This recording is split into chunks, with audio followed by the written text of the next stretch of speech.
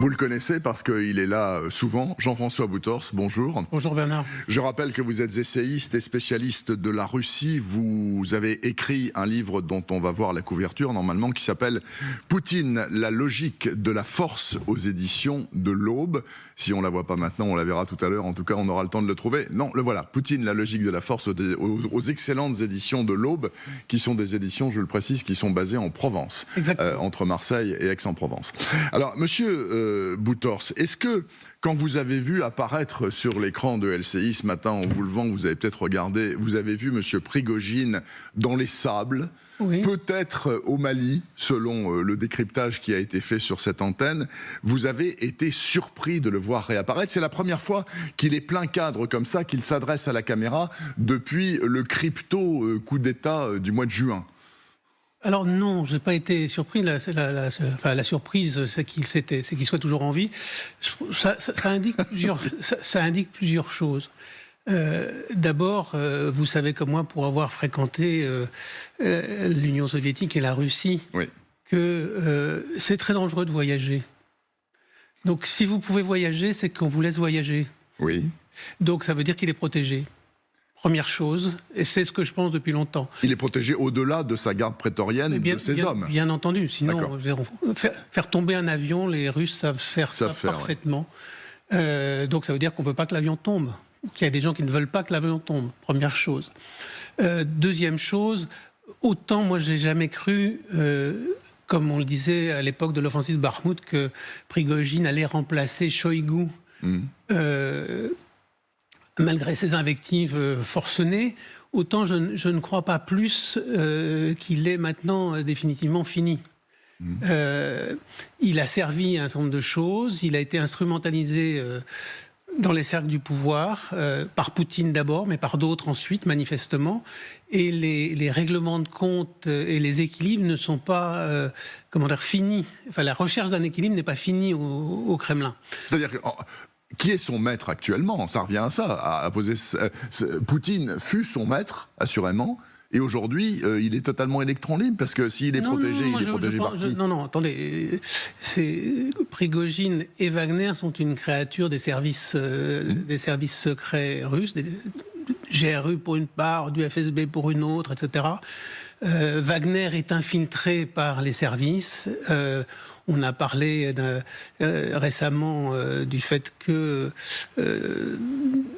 Wagner aurait été trahi par son directeur général, Trochev, dit Sedoy, à qui Poutine avait proposé dans la fameuse réunion du 13 juillet de prendre la succession de Prigojine. Prigojine avait refusé, les commandants s'étaient rangés derrière. Il y a des gens... Donc, Wagner est infiltré contrôlé pour une part par des gens qui sont liés au pouvoir, aux différents services du pouvoir qui ne sont pas forcément cohérents les uns avec les autres, ni même à l'intérieur. Vous savez que le FSB, à différents moments de l'histoire, a été, ou le KGB, avant lui, a été divisé, et de manière très forte, puisque la plus grande manifestation de cette division, c'est en 91. Le coup d'État. C'est le coup d'État, puisqu'une partie du FSB fait le coup d'État, du KGB fait le coup d'État, et une autre partie organise l'échec du coup d'État. Donc, et je pense qu'on est dans une période un peu comparable. Donc, mais mais Wagner aussi, à l'inverse, a des pseudopodes, c'est-à-dire que beaucoup de gens sont passés par Wagner, et donc Wagner a des anciens officiers de Wagner qui sont maintenant dans d'autres milices privées et qui jouent des rôles importants. Et c'est pas évident que ça ne soit pas aussi très très utile aux gens qui appuient Prigojine, qui se sont servis de Prigojine. La question aujourd'hui, manifestement au sommet du pouvoir, c'est de savoir qu'est-ce qu'on fait dans la situation à laquelle Poutine est arrivé en Ukraine, d'une part, et en Russie, d'autre part. Il y a un certain nombre de gens qui pensent qu'il faut aller plus loin. Oui. On avait eu il y a quelques semaines, juste avant le coup d'État, enfin la tentative. Je ne peux pas parler de coup d'État, il faut parler de coup de force, c'est pas tout à fait pareil. Le coup de force de Prigojine, là, ça marche. On avait eu des gens qui théorisait l'usage de l'arme nucléaire tactique, des gens de l'empereur. Et puis, on a eu aussi, par exemple, il a été mis de côté le général Popov, qui lui disait que la situation sur le front nécessitait de faire absolument une pause.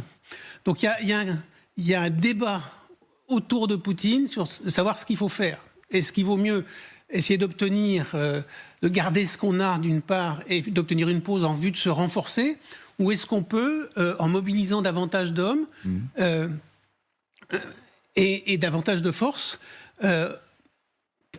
est-ce qu'on a une chance de gagner, de l'emporter finalement? Avant que les Ukrainiens touchent de nouvelles armes, comme les F-16 bientôt, qui vont arriver, les chars Abrams, etc.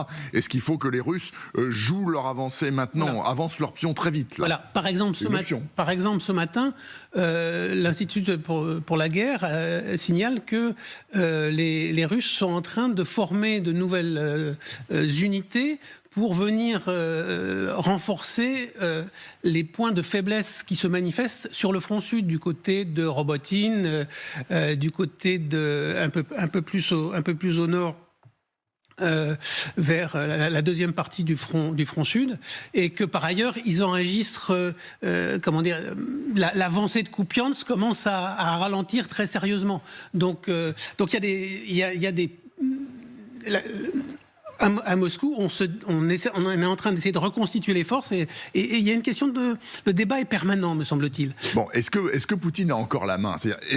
Est-ce qu'il tient tout ça? Parce que toutes ces divergences, toutes ces scissions dans un pays nucléarisé comme la Russie, instable comme une cocotte minute en train d'exploser, on se dit c'est ultra dangereux. Est-ce qu'au moins Poutine a encore les moyens de tenir tous ces gens-là ensemble? Alors, je crois que ça a failli lui échapper. Très très clairement, comme il sait faire, vous savez, il s'est toujours présenté comme un judoka qui utilisait les mouvements de son ennemi. C'était au début de ça. Pour les retourner contre lui. Voilà, pour les retourner contre. Et je pense qu'il a fait un repli tactique en essayant de reprendre la main. C'est ce qu'il est en train d'essayer de faire. Mais c'est pas sûr qu'il y arrive. Il y a des rumeurs, par exemple, que Zolotov, le chef de la garde nationale, aurait demandé la tête de Shoigu. Or, manifestement, Poutine ne veut pas lâcher Shoigu ni Gerasimov, puisqu'il est allé à Rostov-sur-le-Don resserrer les boulons. On a vu les images hier. Ça n'arrête pas. On n'a pas de certitude aucune. Et il faut comprendre, le pouvoir au Kremlin, il est structuré à travers différents organes de sécurité. Le FSB avec ses propres divisions, le GRU, le SVR, les renseignements extérieurs de Narychine, le ministère de l'Intérieur, ceux dont avait s'occupé auparavant Shoigu avant d'être ministre de la Défense, le ministère des situations d'urgence, vous avez les gardes frontières, et puis on avait décompté, c'est un chiffre officiel du ministère de la Défense, plus de 40 milices privées. Donc, vous voyez que ça fait une architecture extrêmement complexe qui est très très difficile à contenir. Poutine a joué des divisions entre eux, mais aujourd'hui, c'est pas sûr du tout qu'il maîtrise tout ça. Alors, il y a un truc quand même qui doit le rassurer, Poutine, c'est qu'à la tête du FSB, il y a un monsieur qui s'appelle Alexandre Bortnikov, qui est général donc, du FSB, et qui est en poste depuis 15 ans, depuis 2008.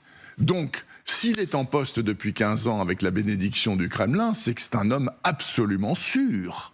Il ne va pas lui faire un enfant dans le dos. Or, on sait très bien que c'est toujours les services, et à commencer par le FSB, qui, dans toute l'histoire de l'URSS et aujourd'hui de la Russie, a tiré les ficelles des marionnettes. Donc là, il est tranquille avec lui, non? Je vais vous donner un contre-exemple énorme. En 1988, c'est Kryuchkov qui va à Dresde, rencontrer Hans Modrow et le baron von Arden, qui était 2 fois prix Staline, qui est le père de la bombe atomique nucléaire, qui est un Est-allemand. Kryuchkov, qui était à l'époque le numéro 1 du KGB. Voilà. J'ai rencontré von Arden dans son bureau, il m'a dit, 1 an avant, Kryuchkov était là pour me demander qui allait succéder à Honecker, avec qui on pouvait remplacer. Et il y a eu une tentative de coup d'État contre Honecker qui a d'ailleurs échoué, l'opération Luch. Je signale que c'est à cet endroit-là que Poutine se trouvait. Oui, absolument. C'est pas un hasard, à Dresde. À Dresde, maintenant. Oui, même à Dresde même. Donc il était très lié à tout ça. Donc Kryuchkov, c'était l'homme de confiance de Gorbatchev. 91, c'est Kryuchkov qui fait tomber Gorbatchev. Donc la fidélité de Bortnikov, elle est aussi stable, aussi solide que celle de M. Khrouchtchev. Autre question qui me perturbe beaucoup, Jean-François Boutors, et j'en profite pour vous la poser. La Russie, comme l'URSS auparavant, on imagine un État très centralisé, avec à Moscou, derrière des murailles, une bande de types qui dirigent tout ça jusqu'au bout de l'Empire, etc. Et certainement pas des milices, justement. Et vous venez de me tendre la perche en disant 40 milices répertoriées actuellement sur le territoire de la Russie. Donc il n'y a pas que Wagner, il y a des groupes armés un peu partout, jusqu'au fond de la Sibérie, qui font régner leurs propres lois locales. Comment cela a-t-il pu arriver? Et comment cela est-il toléré? Mais écoutez, c'est une très très vieille tradition russe. Vous avez sans doute lu Gogol, oui. Le Révisor. Vous vous souvenez, l'argument de la pièce du Révisor, c'est que brusquement, dans cette ville du fin fond de la Sibérie, on apprend qu'arrive un révisor, c'est-à-dire l'homme de Moscou qui vient mettre au pas l'administration locale qui fait n'importe quoi. Et en quelques soirées, on retourne le révisor. Oui. Voilà, c'est une vieille tradition russe. Vous savez, par exemple, quand les décabristes sont punis à l'exil, ils sont envoyés à Irkoutsk. Irkoutsk. Ils sont envoyés à Irkoutsk. Et à Irkoutsk, ils font ce qu'ils veulent. Le tout, c'est qu'ils ne sortent pas de là. Donc, en fait, la Russie, c'est un pays ingouvernable. La meilleure preuve de ça, c'est que qu'a dit Poutine quand il arrive au pouvoir en 2000, il veut instaurer la verticale du pouvoir. C'est son obsession. Et il va faire tout ce qu'il peut pour ça. C'est moi le patron, le seul sur tout le territoire. Voilà. La loi, c'est moi. Hein? L'ordre, c'est moi. La justice, c'est moi. Eh bien, et il a échoué, selon vous? Il a assez bien réussi, mais il y a du jeu dans tout ça. Et au moment où il s'engage dans une opération aussi compliquée que l'opération militaire spéciale, c'est-à-dire la tentative de liquider l'Ukraine comme pays indépendant, là, les limites de son pouvoir se manifestent, à mon avis. D'autant que, comme vous le savez, tous les gens qui ont aujourd'hui du pouvoir à la fois dépendent de lui parce que c'est les attributions des postes, y compris des postes des grandes compagnies industrielles, viennent du haut. Ça passe par lui. Mais d'un autre côté, vous savez aussi que la privatisation s'est faite en lien avec la mafia. Parce qu'il fallait avoir les hommes de main. La mafia, c'était le bras armé des gens qui privatisaient. C'était même le bras armé du FSB pour un certain nombre de choses que le FSB ne pouvait pas faire lui-même. Ça, c'était les années 90, c'était l'époque Yeltsin. Hein. C'est exactement. Mais vous croyez que ça a disparu? Non, sans doute pas. Voilà. Vous avez donné la réponse. C'est pas si simple de contrôler ça. Et la mafia a son propre agenda de la même manière. D'autant qu'elle est internationale maintenant. Jean-François Boutors, même si en Russie les scrutins valent ce qu'ils valent, s'il va jusque-là, c'est-à-dire jusqu'en mars, Poutine sera réélu en mars, président de la Fédération de Russie. Oui. Bon, voilà. Ça va changer quoi dans sa manière de mener le destin de cet immense pays et peut-être aussi dans sa manière de mener sa vindicte contre l'Ukraine? Ça peut changer quelque chose qui rempile pour des années? La question que vous posez me permet de dire une chose, parce qu'on a beaucoup entendu et commenté M. Peskov, porte-parole du Kremlin, annoncer que Poutine serait élu avec 90% des voix. Oui, c'est ce qu'il a dit, Peskov. Et puis, Mme Pamphilova qui a dit que, c'était une formalité, voilà, etc. Elle est supposée garantir la neutralité des élections, enfin l'objectivité des élections, cette Pamphilova. En même temps, la semaine dernière, il y a une organisation qui n'est pas une organisation politique, mais une organisation russe qui observe les élections, c'est Golos. Eh bien, son président, son directeur général, plusieurs de ses militants, dont une candidate députée dans la région de Veliki Novgorod, ont été perquisitionnés ou arrêtés. Oui. Ça veut dire qu'on a même peur que tout simplement on observe les élections, alors que jusqu'à présent, la fraude existait, mais il n'y en avait pas besoin. Et donc on pouvait tolérer des observateurs russes sous pression. Je ne parle pas d'observateurs internationaux. Hein. Non. Voilà. Et donc si on les arrête aujourd'hui, c'est qu'on commence à avoir une vraie inquiétude sur l'état d'esprit de la population et ce qui pourrait se passer. Je pense que le souvenir qu'il y a dans les esprits au Kremlin, c'est le souvenir des élections législatives de 2011, si je me souviens bien, qui se sont pas bien passées puisque les électeurs ont protesté contre le trucage des élections. Il y a eu des dizaines de milliers de manifestants à Moscou, à Saint-Pétersbourg, et on a crié dans les rues Poutine voleur, Oui. vor. Oui. Hein, et Poutine a senti le vent du boulet à ce moment-là. Et donc, c'est à ce moment-là, d'ailleurs, qu'il a commencé à frapper Navalny de manière beaucoup plus brutale. Oui, mais ça revient à dire que, selon vous, en tout cas, comme vous voyez les choses, il pourrait ne pas être réélu. Mais attendez, il n'y a personne en face. Tous les opposants sont en prison pour 20 ans. Je n'ai pas dit qu'il pourrait ne pas être réélu. Simplement, c'est que... Ce ne sera pas un plébiscite à 90%. Quoi. Voilà, et c'est surtout que pour arriver à ce résultat-là, il va falloir tricher. Alors 90%, moi je n'y crois pas parce que il lui suffit de 51%. Hein. Voilà, vous vous rappelez qu'il a mis en scène le fait qu'il respectait la Constitution en se faisant remplacer, en faisant pas un troisième mandat mais en le confiant à Medvedev, etc.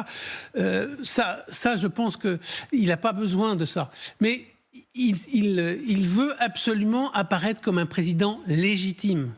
Et ce qu'il craint, c'est la manifestation de son illégitimité. C'est pas le fait de ne pas être élu. Le pouvoir, il l'a tant qu'on le lui laisse autour de lui. C'est-à-dire que tant que l'équilibre autour de lui fait que c'est lui qu'on choisit.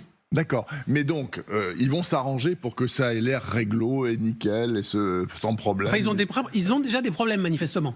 Ouais, mais je pense qu'ils y travaillent. Ça m'étonnerait pas. Bon, du coup, il repasse. Il est à nouveau au Kremlin pour des années. Il va falloir faire avec. Qu'est-ce que ça change pour lui et sa manière de voir et de mener les choses ? Est-ce que ça lui fait penser que il avait raison d'un bout à l'autre depuis qu'il est président de toutes les Russies et qu'il faut continuer dans cette voie de la force, du resserrage de vis, etc. Ou est-ce qu'il a une révélation christique et il se dit « Ah non, finalement, je vais évacuer l'Ukraine et je rentre chez moi tranquille ». Non. Vous savez ce que ça fait, le serrage de vis quand c'est un garrot. Au bout d'un moment, celui dont on serre la vis est mort. Et c'est ce qu'il est en train de faire avec la Russie, c'est-à-dire qu'il est en train d'asphyxier la Russie. Et donc, ce qu'il faut craindre pour la Russie, c'est les effets d'abord de la guerre en Ukraine, parce que la guerre en Ukraine appauvrit la Russie considérablement économiquement, en hommes, spirituellement aussi. Je veux dire, c'est un désastre, et ça, la Russie ne va pas s'en relever. Mais les élites russes, elles sont pas folles non plus. Pour l'instant, elles sont dans l'expectative, y compris d'ailleurs dans les gens qui entourent Poutine, dans les gens qui partagent le pouvoir. Il y en a un certain nombre qui comprennent très bien ce qui se passe. Mais c'est pas des abrutis, hein ? Non, pas du tout. Au contraire. Je pense qu'il faut faire très attention à un personnage qui s'appelle Monsieur Kirienko. Il fait quoi, lui ? Kirienko, c'est lui qui est, c'est un des responsables, un des principaux conseillers de Poutine. C'est celui qui est en charge des oblasts de Zaporijjia, etc., enfin, des nouvelles républiques. Oui. Et vous savez, il était au pouvoir déjà en 98. Oui. Sous Eltsine, c'est lui qui a encaissé la dévaluation, le défaut du rouble, etc. Il est toujours là. C'était un libéral, c'est devenu un libéral dur, et maintenant c'est un pro-Poutine. Mais c'est un homme d'une souplesse absolument incroyable. C'est lui qui pilote en ce moment le programme de rééducation, entre guillemets, de la jeunesse, avec un de ses collègue qui s'appelle Polozin. Donc c'est lui qui supervise les camps des jeunes, Par exemple, comme on a vu hier le reportage au bord de la mer Noire, comme les camps de Somol il y a 40 ans. Quoi. Il est en train de diffuser un vrai programme, idéologique, en fabriquant des séries de vidéos que les étudiants vont devoir regarder, sur lesquels ils vont être interrogés, et qui fabriquent la nouvelle image de la Russie. Cet homme est très puissant. Et qui fabrique l'image selon laquelle la Russie est une civilisation en soi, et qu'elle n'a pas besoin de frontières, elle peut gouverner le monde. Exactement. Ouais. Très dangereux. Il a 10 ans de moins, Kirienko, que Poutine. Et Poutine, il a passé, si j'ose dire, l'âge de péremption en Russie, puisqu'il est là au-delà maintenant de la moyenne de l'espérance de vie d'un homme en Russie. Donc, regardez cet homme, c'est pas impossible qu'un jour... quand on aura réglé les comptes de la guerre, et c'est pas impossible que ça arrive, si jamais le front russe s'effondre, soit maintenant, soit au printemps prochain, c'est pas impossible que cet homme succède à Vladimir Poutine et qu'à ce moment-là, il organise les choses autrement. Il est prêt à tout. Dans tous les sens. Ce qui me fascine à travers tout ce que vous venez de dire, Jean-François Boutors, c'est l'immense incertitude. Ça n'a pas besoin d'être développé, mais c'est ma réflexion personnelle. L'immense point d'interrogation qui est au-dessus de ce pays géant mais vous avez, et de ses 140 millions d'habitants. En fait, on ne sait rien. Vous avez raison, Bernard, et il faut accepter de penser qu'on ne sait rien. Le problème qu'on a, c'est qu'on veut toujours interpréter à toute vitesse les signes qui se présentent. Il faut savoir que c'est pas si simple. Surtout avec la Russie, on peut pas. Déjà, avec un pays normal, on peut pas. C'est très casse-gueule. Mais alors, avec la Russie, c'est pire que tout. Jean-François Boutors, donc spécialiste de la Russie, très spécialiste de la Russie en l'occurrence. Vous m'avez amené votre livre, ça c'est super. Ah, il est tombé, tant pis. Poutine, la logique de la force, paru aux éditions de l'Aube. Merci beaucoup d'être venu parler de tout cela sur LCI ce matin.